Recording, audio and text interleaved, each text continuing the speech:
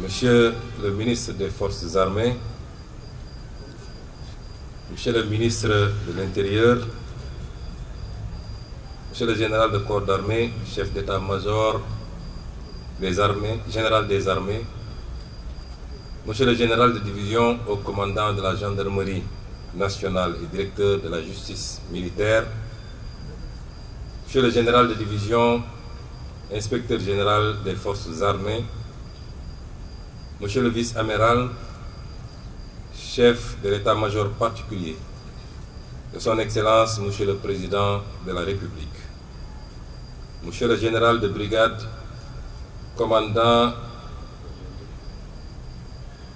la brigade nationale des sapeurs-pompiers, Madame, Messieurs les officiers généraux, Monsieur le colonel, commandant la zone militaire numéro 1, Monsieur les officiers, sous-officiers et militaires de rang, et militaires du rang, chers grands anciens, mesdames et messieurs, chers invités à vos rangs, titres et qualités.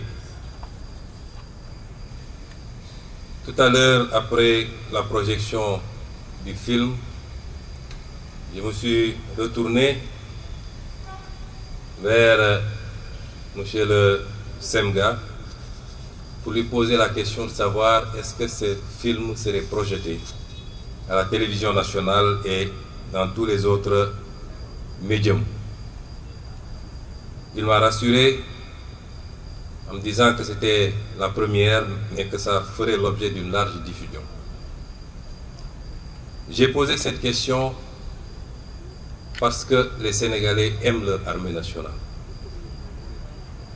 Ils l'aiment plus que toute autre institution, tout groupement et toute individualité. L'armée nationale est certainement l'un des ciments les plus forts de notre consensus national.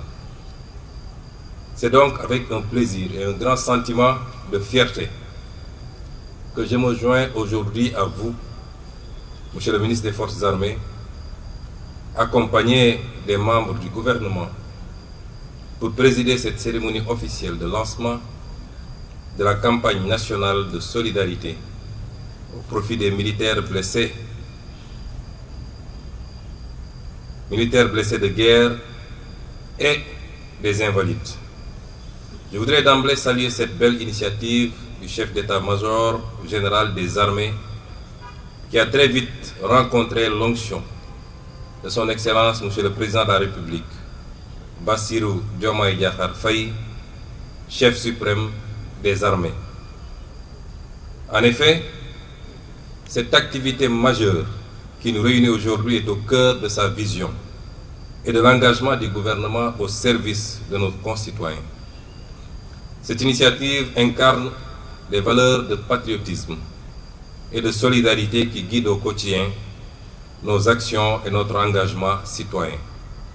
En vérité, elle est un événement national traduisant la reconnaissance de la nation toute entière envers ces dignes filles et fils qui, aujourd'hui, sont blessés ou malades en défendant la patrie. Lorsque Monsieur le ministre des Forces armées m'a saisi pour me demander de présider cette journée, ma première réaction a été de tiquer un peu. Et ma réponse était de dire qu'à mon regard, cet événement est tellement important qu'il méritait d'être placé sous la présidence effective de son Excellence, Monsieur le Président de la République, chef suprême des armées. C'est vous dire donc que les blessés en opération et les militaires mutilés de guerre nous rappellent, si besoin en était, le véritable sens de l'engagement patriotique. Ils ravivent la mémoire de nos compatriotes, issus de toutes les forces de défense et de sécurité, tombés au champ de l'honneur pour la souveraineté de notre pays, sa sécurité et la protection des populations et de leurs biens. Je m'incline donc pieusement devant leur mémoire et réitère toute ma compassion à leur famille. Partout où ils reposent, que la miséricorde du Seigneur les accompagne. Ils nous démontrent surtout, par l'exemple, le besoin de développer une grande résilience au niveau individuel et sur le plan national, dans un contexte international de plus en plus complexe et imprévisible. À ce titre, je rends un vibrant hommage à nos forces de défense et de sécurité pour leur engagement sans faille, en tout temps et en tout lieu, auprès des populations, afin d'assurer la défense de notre territoire national, et ceci au prix de leur vie. Pour cette raison, je voudrais ici les citer en exemple pour notre jeunesse. Ma présence parmi vous montre à suffisance la volonté du chef suprême des armées et du gouvernement d'être davantage plus près de ses filles et fils de la nation et de leurs familles. Je salue l'effort au quotidien des armées dont les actions viennent s'adjoindre aux mesures déjà prises par le gouvernement pour la revalorisation des pensions d'invalidité, la modernisation du mécanisme de la prise en charge médicale et l'octroi de logements pour les décédés en opération. Au demeurant, cette nouvelle initiative offre à ces valeureux djambars l'opportunité de poursuivre leur contribution au développement économique et social de notre pays. C'est pourquoi je me félicite de l'approche transparente et pragmatique d'identification de projets structurants par les concernés eux-mêmes en relation avec les experts de l'Agence pour la réinsertion sociale des militaires. Dans cette perspective, je vous invite, chers djambars, à vous organiser autour d'une entité fédératrice et à vous engager pour un emploi optimal des ressources qui seront mobilisées. Au-delà de l'autonomie procurée, cette démarche vous offre l'opportunité de vous insérer dans l'environnement économique actuel et à jouer votre rôle en parfaite harmonie avec les initiatives gouvernementales. Je puis vous assurer du soutien indéfectible du chef suprême des armées et à tous les services du gouvernement dans la mise en œuvre de cette belle initiative. Au-delà de la volonté du Dello Djukal, signe de reconnaissance des sacrifices que vous avez consentis, cet élan de solidarité est une manifestation de la communion armée-nation, notion très chère à son Excellence le Président de la République.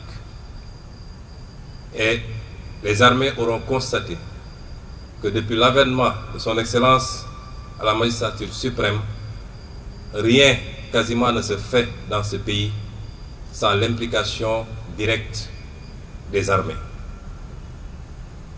Une valeur cardinale traduisant toute la fierté de nos compatriotes pour le professionnalisme de leur armée et qui constitue un véritable levier de construction citoyenne. Ainsi, j'invite tous nos compatriotes, en commençant par les membres du gouvernement et tous ceux qui sont investis d'une responsabilité, à se joindre aux armées pour soutenir nos djambars frappés d'invalidité dans le financement de projets viables et durables. Je réitère mes félicitations et encouragements au ministre des Forces armées, au chef d'état-major général des armées et à tous les acteurs impliqués dans l'organisation de cet événement important. Je remercie également les partenaires qui se sont déjà manifestés en donnant l'exemple pour accompagner cette cause nationale. Sur ce, tout en vous souhaitant un succès éclatant, je déclare ouverte la campagne nationale de solidarité Dello Djukal aux militaires blessés en opération et mutilés de guerre. Soyons tous solidaires de nos djambars. Je vous remercie de votre aimable attention. On nous tue, on ne nous déshonore pas.